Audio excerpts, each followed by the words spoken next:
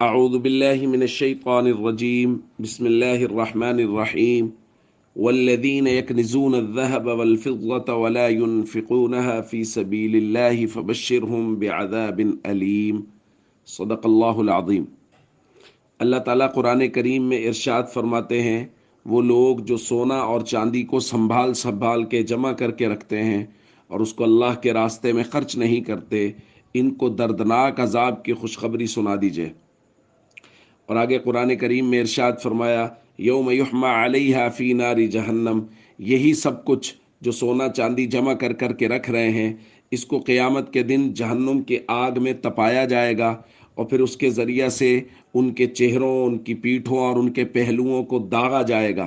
اور کہا جائے گا ھذا ما کنزتم لانفسکم، یہی سب کچھ ہے نا جس کو تم اپنے لیے جوڑ جوڑ کے جمع کر کر کے رکھتے تھے، فذوقوا ما کنتم تکنزون، اب چکھو اس چیز کا عذاب جو تم جمع کر کر کے رکھتے تھے۔ دوستو،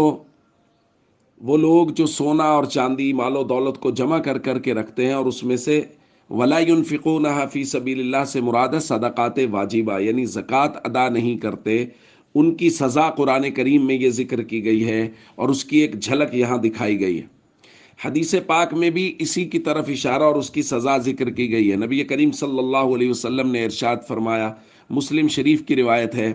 ما من صاحب ذهب ولا فضہ،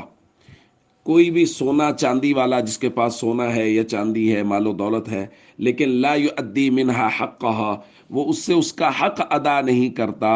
تو پھر حدیث پاک میں کہا گیا فاحمی علیہا فی نار جہنم، تو نہ جہنم کے آگ کے اندر اس کو تپایا جائے گا، یعنی سونے اور چاندی کو، فیقوا بہا جنبہ وجبینہ وظہرہ، اور اس کے ذریعے سے اس کے پیٹھ کو، چہرے کو اور اس کے پہلو کو داغا جائے گا۔ دوستو،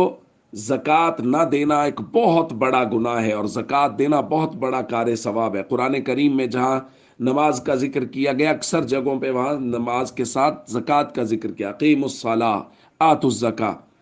اس لیے بہت ضروری ہے کہ ہم صدقات واجبہ کا خوب اہتمام کریں، پوری پابندی کریں، ایک ایک پائی کا، ایک ایک روپے کا حساب کر کے صدقات واجبہ ادا کریں، اور اس کے ساتھ ساتھ نفلی صدقات بھی کریں۔ آج سے ہم زکوٰۃ کا بیان شروع کر رہے ہیں، اور آئندہ کچھ دنوں تک انشاءاللہ اس بیان کو جاری رکھا جائے گا۔ السلام علیکم ورحمۃ اللہ وبرکاتہ۔